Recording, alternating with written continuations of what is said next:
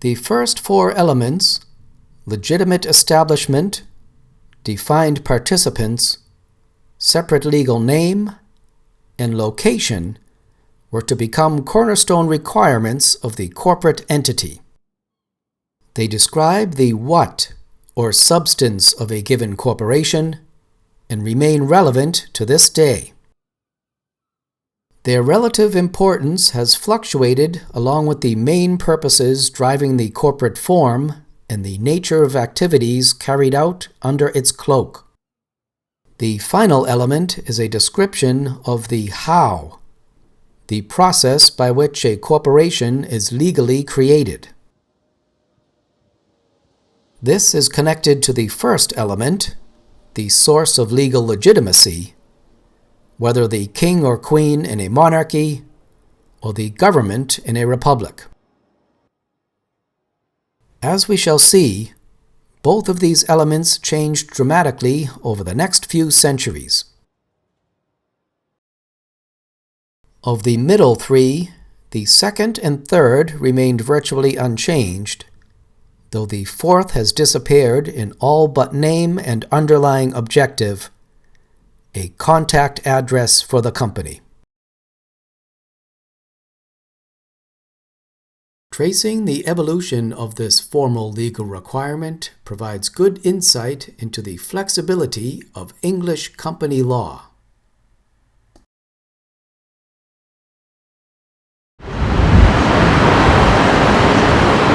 In the background is Girdler's Hall, home to the Girdler's Company.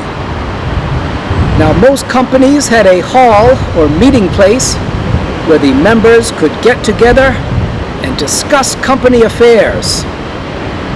This evolved into the modern legal requirement for a company seat.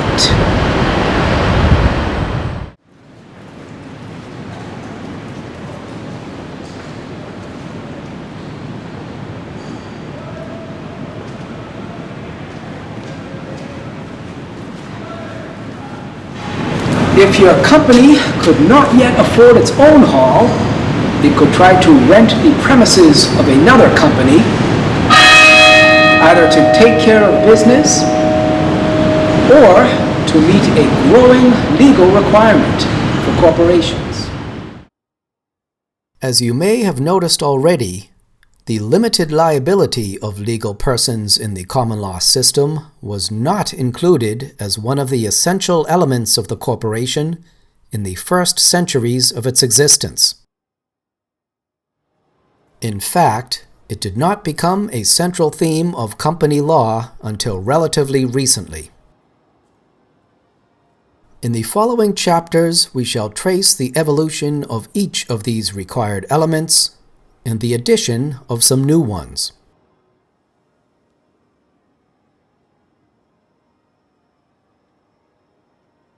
As Coke was writing his famous treatises, other developments were expanding the relevance of the company form to areas far beyond England. European powers had begun exploring and settling the New World as new objects of exchange led to the establishment of protected trading routes. Spices and silk from the Far East, tobacco and furs from North America, gold and ivory from Africa, all attracted a growing number of explorers and traders. Though the monarchies of the Iberian Peninsula may have had an early start, the British Crown soon became a leading player in global trade. As the British Empire began to expand, the company form became the preferred choice for housing ventures of an unprecedented scale and reach. The promoters of the early trading companies recognized the risks of financing distant explorations aimed at expanding trading markets. They did not enjoy the level of control over the commercial risks as the London livery companies with their local focus. The promoters were dependent upon captains, crews, and agents for the overall success or failure of company activities. Nor could the Crown be of much assistance in the event of difficulties faced in distant lands, at least at first. This led to some tweaking of the purposes and privileges in the charters of companies dedicated to foreign trade. One of the earliest companies to make a business out of trading with foreign lands was the Muscovy Company, which received its first charter in 1555.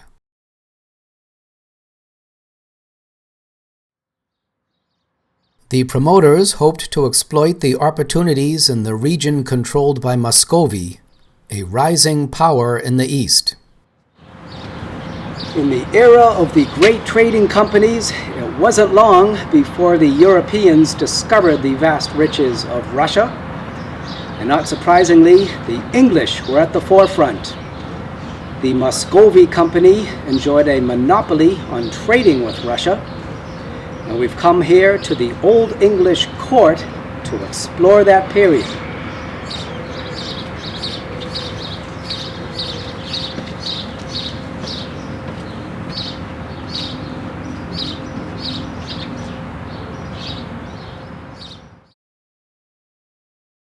Muscovy had become the center of power in the Eastern Christian realm.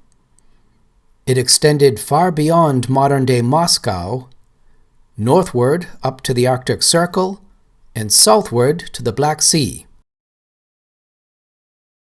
As a political, economic, and religious hub, it offered great riches to anyone who could establish preferential trading rights with the ruling Tsar.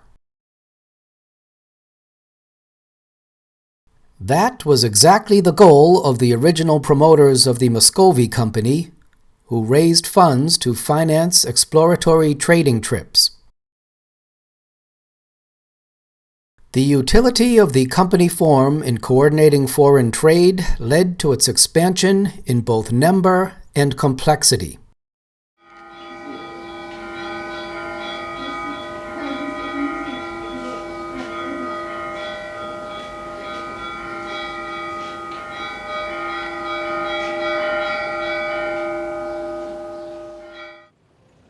The East India Company was not the first, but perhaps the most significant of the so-called great trading companies.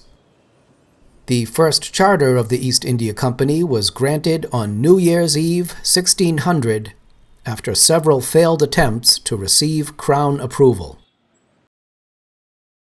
The company attained a significance that was second to none in England, including its own lobby contingent in Parliament, and later its own army. The success of the East India Company and similar companies was to a large extent attributable to the monopoly trading privileges granted them by the Crown.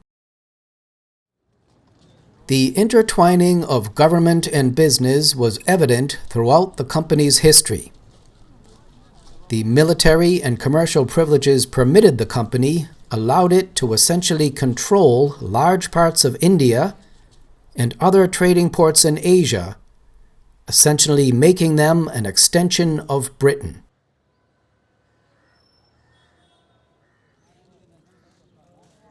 This feature continued with the rise and expansion of the British Empire in the 19th century. The monarchy was well aware of the growing power and influence of such companies. The Crown retained an important lever through the grant of the company privileges, which were often for a fixed duration.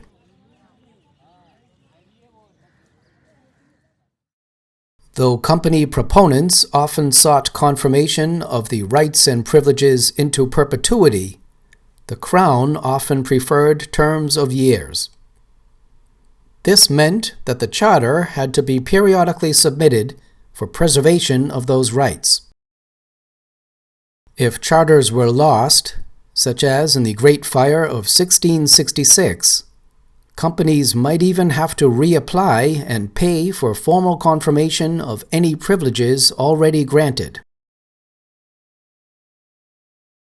Another variant in the evolution of the general trading companies was their role in establishing permanent settlements in far-off places. The Virginia Company of London was set up in 1606 with the goal of sailing to North America and setting up communities there on behalf of the Crown. King James I granted the company a royal charter and exclusive rights to territory encompassing almost the entire eastern seaboard of North America. The settlement struggled from the outset due to unfamiliarity with the North American climate, conflicts with the indigenous inhabitants of the area, and perhaps a lack of critical mass to support a stable community.